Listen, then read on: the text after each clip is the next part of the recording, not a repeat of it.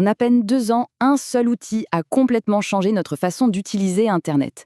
Au cœur de cette révolution de l'IA, il y a une plateforme qui est devenue un véritable phénomène planétaire.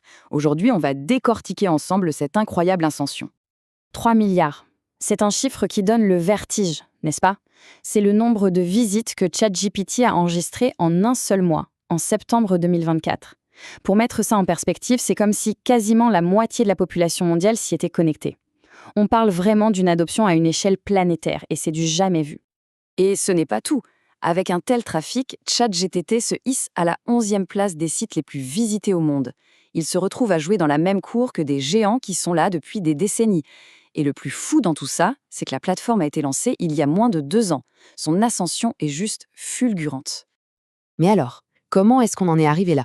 Et si vite? Derrière ces chiffres impressionnants, il y a une histoire, une stratégie bien précise.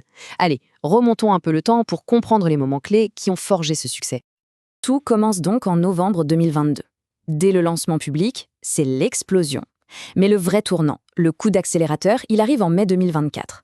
Un changement stratégique qui fait passer le trafic au-dessus des 2 milliards de visites par mois. Et à partir de là, la machine est lancée.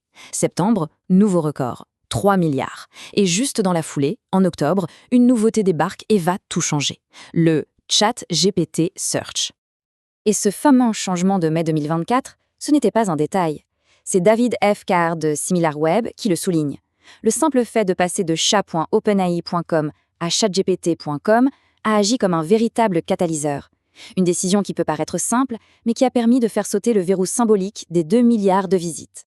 C'est justement cette évolution qui nous amène au cœur de sa puissance. Parce qu'aujourd'hui, il faut être clair, ChatGPT, ce n'est plus du tout un simple chatbot. Sa technologie a passé un cap vraiment décisif.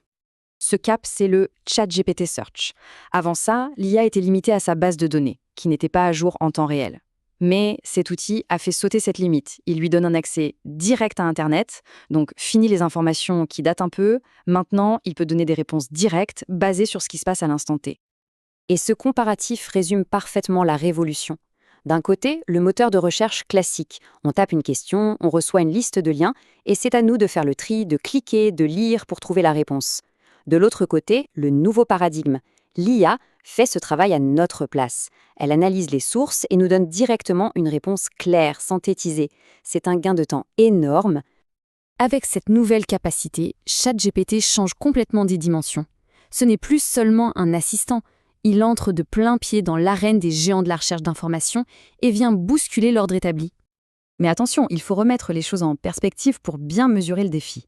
Face aux 3 milliards de visites de ChatGPT, il y a des titans. Google, c'est 82 milliards de visites par mois. YouTube, 28 milliards. On voit bien que la marche est encore immense. La croissance est spectaculaire, oui, mais la montagne à gravir reste colossale.